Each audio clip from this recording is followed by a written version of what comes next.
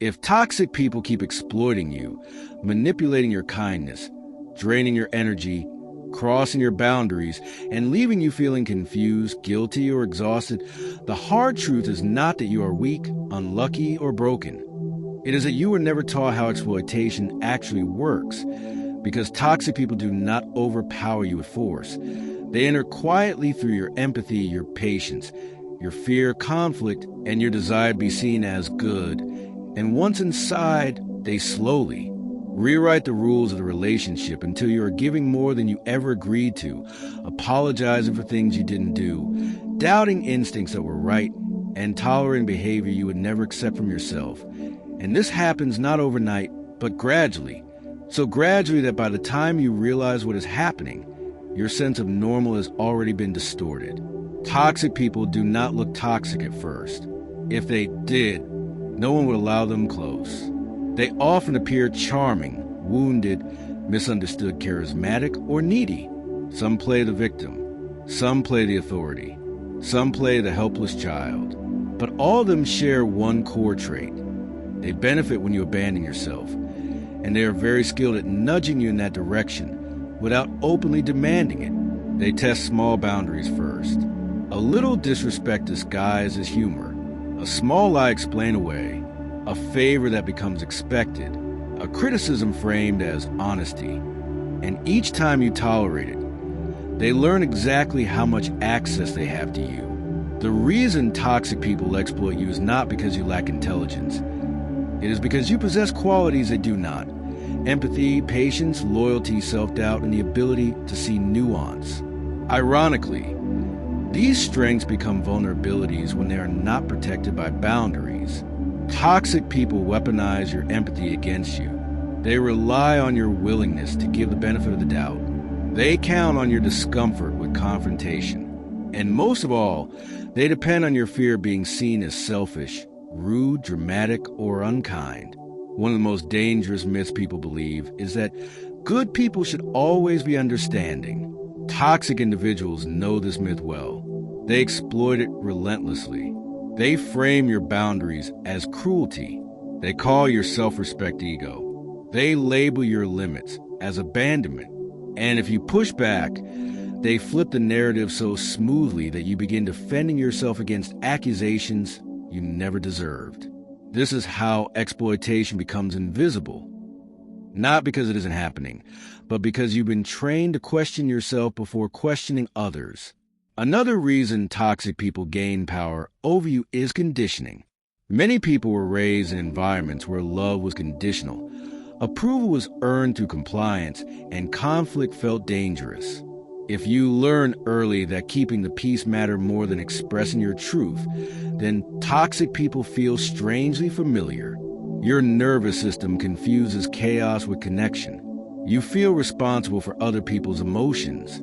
You over-explain, over-give, and over-forgive, hoping that if you just try harder, things will improve. Toxic people sense this instantly. They don't need to analyze you. They feel it. Exploitation thrives in silence. Every time you suppress discomfort instead of naming it, the behavior grows stronger. Every time you explain away disrespect, it becomes permission. Every time you forgive without change behavior, you teach others that apologies are enough. Accountability is optional. Toxic people do not change because you understand them. They change only when consequences appear. And if consequences never arrive, exploitation becomes a relationship's foundation. One of the clearest signs you are being exploited is chronic emotional exhaustion, not the tiredness of effort, but the fatigue of self-erasure. You feel drained after interactions. You rehearse conversations in your head. You feel anxious before seeing them and guilty after distancing yourself. You second-guess your reactions. You wonder if you are too sensitive. This confusion is not accidental. It is a byproduct of psychological imbalance where your needs have been slowly deprioritized until you no longer trust yourself. Toxic people often thrive on ambiguity. They avoid clear agreements. They shift standards depending on what benefits them. One day they praise you. The next they withhold warmth. This inconsistency keeps you off balance and seeking validation. Humans are wired to resolve uncertainty, so you work harder to restore harmony, not realizing that the instability is the hook. Predictable kindness doesn't control people. Unpredictable reward does. To stop being exploited, the first thing you must reclaim is clarity. You must stop asking, are they toxic? And start asking, how do I feel after engaging with them? Your body often recognizes danger long before your mind does. Tightness, dread, resentment, exhaustion. These are signals, not weaknesses. When something consistently costs you your peace, your time, or your self-respect, the explanation no longer matters. Impact matters more than intent. The second step is releasing the fantasy that explaining yourself will fix the problem. Toxic people do not misunderstand your boundaries. They test them. Over-explaining gives them more material to manipulate. Every justification becomes a loophole. Healthy people respect limits the first time. Toxic people negotiate them endlessly. The moment you notice someone arguing with your boundary instead of honoring it, you have your answer. Boundaries are not punishments. They are filters. They reveal who can stay and who cannot. When you set a boundary and someone reacts with anger, guilt-tripping, mockery, or withdrawal, they are not reacting to your tone. They are reacting to lost access. And this reaction is information. It tells you exactly how much of the relationship was built on control rather than respect. Another critical shift is understanding that you do not need to be liked to be safe.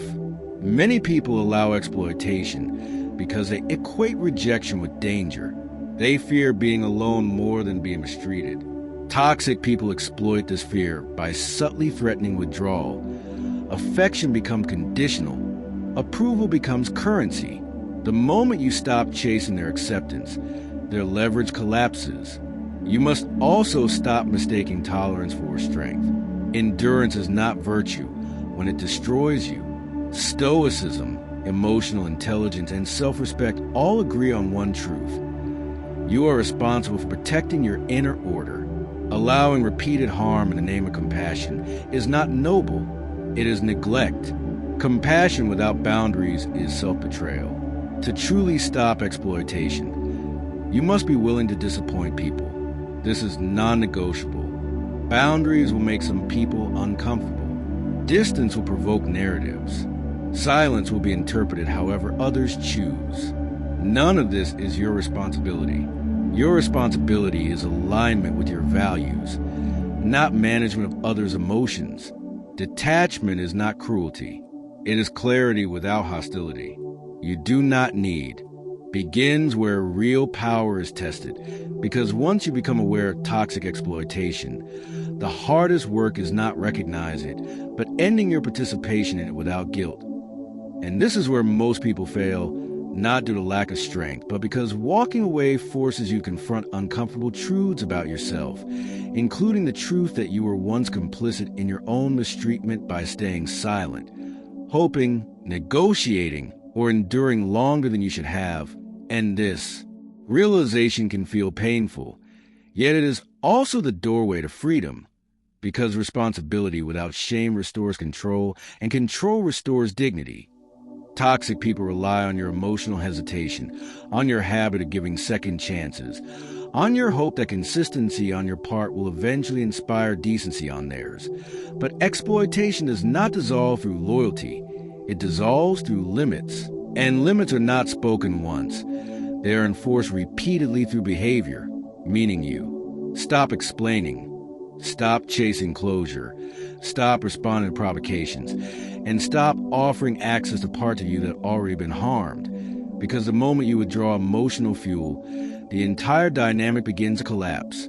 You will notice resistance at first, not because you are wrong, but because the system is changing, and every toxic system fights change by escalating.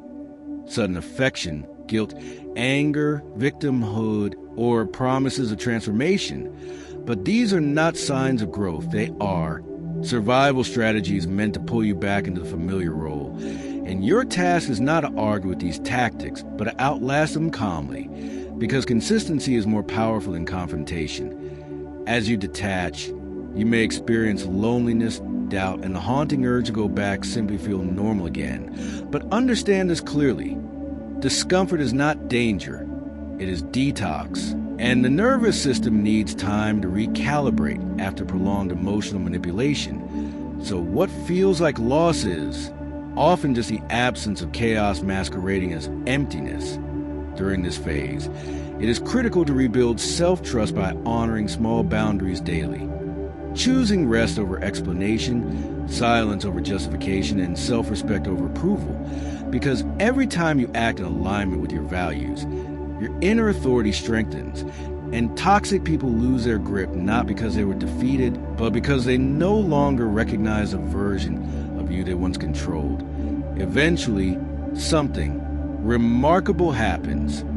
You stop needing closure from those who hurt you because clarity replaces it. And you realize that understanding their psychology was never as important as understanding your worth. And this is when exploitation truly ends, not externally, but internally, because you no longer question whether you deserve peace, you assume it. And when peace becomes your baseline, only those who can meet you there are allowed to stay.